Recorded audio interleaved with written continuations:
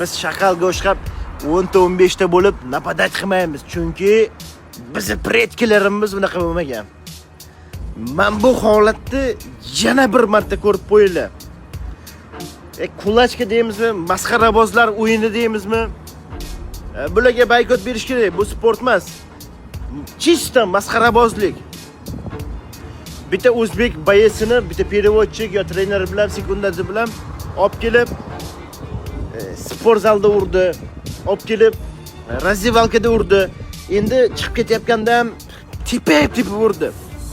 Endi men haligi hurmatli sport bilan organizatsiya qilingan organizatsiyalar O'zbekistonga shu sportchilarni olib kelib, butun o'zbek millati bir tepki qilib urishini iltimos qilardim. Lekin o'zbek millati unaqa emas. O'zbek millati sportchi bo'lsa skromniy, boksyorlarni bilaman, skromniy bo'lib o'zini tutib turgan.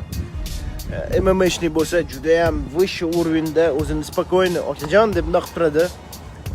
Lekin men bunaqa shaqallaga o'xshab uradiganlarni olib kelib O'zbekiston qilib urish kerak. Agar meni gapimni qo'llab-quvvatlasanglar, padesha qilib bitta like bosib, o'sha sport qo'mitasiga yetib borishga hissanglar qo'shinglar. Endi bu hype MMA'da bu odatiy hol bu narsalar. Bunaqa urib bir-birini tepib anaqa qilishi, lekin men jahlim chiqadi o'zbek vatandoshimni 10 ta 15 ta Kavkaz millatiga mansub insonlar как shaqalga o'xshab urib ketsa, menga abidni bo'lyapti. Juda ham abidni bo'lyapti. Vatandoshlar, manaqa turnirlar bo'ladi, bokslar bo'ladi. Biz ham 10 kishi, 15 kishi to'planib borib o'zbek vatandoshimiz yokida bir tojik vatandoshimiz, qirg'iz vatandoshimiz borsa, borib biz ham shunaqa qo'llab-quvvatlab, biz shaqalga o'xshab 10 ta 15 ta bo'lib napadat qilmaymiz, chunki bizning predkilarimiz bunaqa bo'lmagan.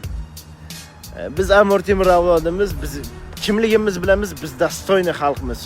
O'zbekiston, Qirg'iziston, Tojikiston, Turkmaniston, Qozog'iston hamisha olg'a. Yashasin Turkiya azizlari.